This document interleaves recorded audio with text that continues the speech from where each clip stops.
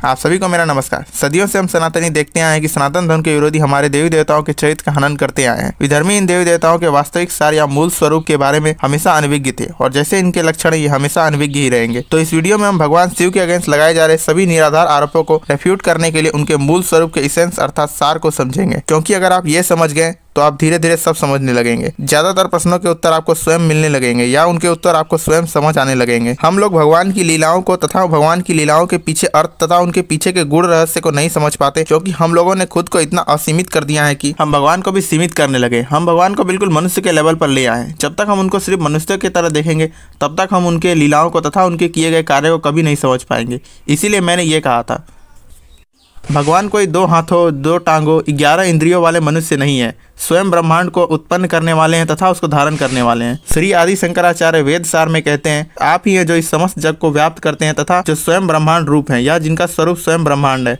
आगे कहते हैं, न भूमि से, न जल से, न अग्नि से, न वायु से और न ही आकाश से जिनको और जिनकी उपस्थिति को सीमित किया जा सकता है, और हम लोग उनको सीमित करने में लगे हैं। ऐसे कई रेफरेंस मिल जाते हैं जहां से हमें पता चलता है कि ब्रह्मांड के अलग अलग अवयव ही भगवान के अंग है। जैसे शुक्राचार्य का भगवान शिव के भीतर विभिन्न लोकों को देखना, भगवान शिव के अश्व अर्थात आंसू से रुद्राक्ष का उत्पन्न होना। अगर वो हमारे स्तर पर ही रहेंगे तो हमें और उनमें अंतर ही क्या रह जाएगा। सुपर पावर का डीसी और मार्वल के सुपर हीरोज की तरह भगवान द्वारा कहे गए इस तरह के स्टेटमेंट का हम बहुत गलत अर्थ लगाते हैं। ये उनके दया व करुणा भाव को दिखाता है। यद्यपि भगवान का मूल स्वरूप उनके द्वारा किए गए कृत्य, उनसे जुड़ी हुई लीलाएं हमेशा दैविक तथा अलौकिक ही रहेंगी, वो आपके अनुसार मानवीय नहीं हो जाएंगी। तो आइए भगवान शिव पर लगाए गए निराधार आरोपों को रेफ्यूट करने के लिए उनके मूल स्वरूप के सार को समझने व जानने का प्रयास करते हैं। तो सबसे पहले हम भगवान शिव द्वारा धारण किए गए विभिन्न वस्तुओं को समझते हैं। कामिका आगम में बताया गया है, भगवान शिव के तीनों नेत्र 3 शक्तियां इच्छा शक्ति, ज्ञान शक्ति तथा क्रिया शक्ति को दर्शाते हैं। उनके मस्तक पर चंद्र उनकी सर्वज्ञता मीन्स ओमनीसाइंस का रूप है। उनके 10 हाथ 10 दिशाओं को दर्शाते हैं। उनका त्रिशूल इस सृष्टि में कार्यरत तीनों गुण अर्थात सत्व, रजस और तमस का प्रतीक है।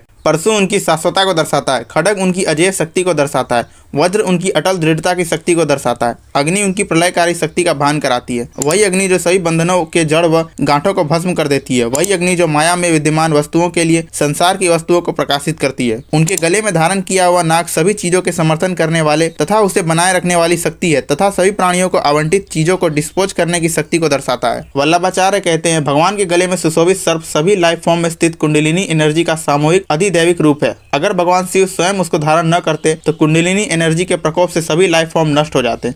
उनके हाथ में स्थित पास 3 बंधनों को दिखाते हैं। उनके हाथ में स्थित घंट मूल ध्वनि की प्रकृति का प्रतिनिधित्व करता है, जो मंत्र के स्वरूप का ज्ञात कराता है। अभय मुद्रा सभी संसार की लोगों को रक्षा करने की उनकी शक्ति को दर्शाता है। अंकुशा आत्माओं को उनके कर्म फलों के अनुसार प्राप्त होने वाले भागों को विनियमित करने का और पूरा करने का, और आत्माओं को केवल उनसे उनके कर्मों से संबंधित भोगों का अनुभव करने के लिए नियंत्रित करने की शक्ति का प्रतिनिधित्व करती है। इस प्रकार उनके 10 हाथों में रखे गए हथियारों को उनमें से प्रत्येक से संबंधित शक्ति के प्रतिनिधि के रूप में समझना चाहिए। अर्थात भगवान शिव के तीनों नेत्र 3 शक्तियों का, चंद्र सर्वज्ञता का, हाथ दिशाओं का, त्रिशूल त्रिगुणों का, परशु शाश्वतता का, खड्ग अजयता का, वज्र अटलता का, अग्नि प्रलयकारी शक्ति का, सर्प कुंडलिनी एनर्जी का, पास बंधन का, घंट मंत्रों का, अभय मुद्रा रक्षा शक्ति का, अंकुश कर्म फल का प्रतिनिधित्व करती है। अब ये तो हुए भगवान शिव द्वारा धारण किए हुए वस्तुओं का सार। आइए भगवान शिव के स्वरूप के सार को समझते हैं। श्रीमद् भागवत पुराण, जी हाँ, वही भागवत पुराण जिसका उपयोग मलिच्छ भगवान शिव पर आक्षेप लगाने के लिए करते हैं। उसी श्रीमद् भागवत पुराण में भगवान शिव के स्वरूप का इसेंस को बताया गया है।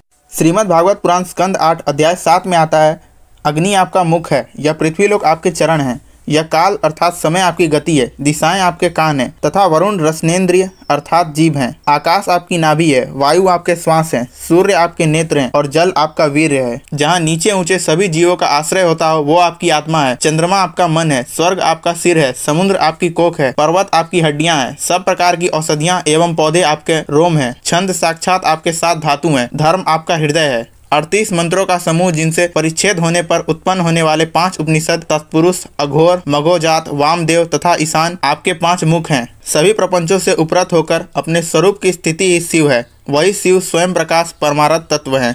अर्थात साफ शब्दों में कहूँ तो अग्नि जिनका मुख हो, पृथ्वी जिनके चरण, समय जिनकी गति, दिशाएं जिनके कान, वरुण जिनकी जीभ, आकाश जिनकी नाभि, वायु जिनका श्वास, सूर्य जिनका नेत्र, जल जिनका वीर्य, आश्रय जिनकी आत्मा, चंद्रमा जिनका मन, स्वर्ग जिनका सिर, समुद्र जिनकी कोख, पर्वत जिनकी हड्डियाँ, पेड़ पौधे जिनके रोम, छंद जिनके धातु, धर्म जिनका हृदय हो, वो सभी बंधनों तथा प्रपंचों से जो परे हैं वो परमार्थ तत्व ही शिव हैं। तो महादेव के स्वरूप को, उनके कृत्य को, उनसे जुड़ी हुई लीलाओं को मानवीय समझना बंद करें, उसको दैविक तथा कॉस्मिक लेवल पर होता हुआ समझे, अन्यथा ऐसे ही बंधन में और डाउट में रहेंगे। मलेच्छों को तो प्रकृति ने बुद्धि प्रदान नहीं की है, तो उन्हें ये लीलाएं कैसे समझ आएंगी। इवन श्लोक 33 में बताया भी गया है कि जो भगवान शिव को शमशानवासी समझकर उग्र तथा निष्ठुर कहते हैं, वे लज्जाहीन अर्थात निर्लज्ज हैं। वे मूर्ख लोग भगवान की लीलाओं के रहस्य को भला कैसे समझेंगे व जानेंगे। परंतु भगवान शिव की कृपा से हमें और आपको तो बुद्धि प्राप्त हुई है तथा आचार्यों के आशीर्वाद स्वरूप ज्ञान भी प्राप्त हुआ है। तो बस उसका थोड़ा उपयोग करें और भगवान के मूल स्वरूप के सार को समझें।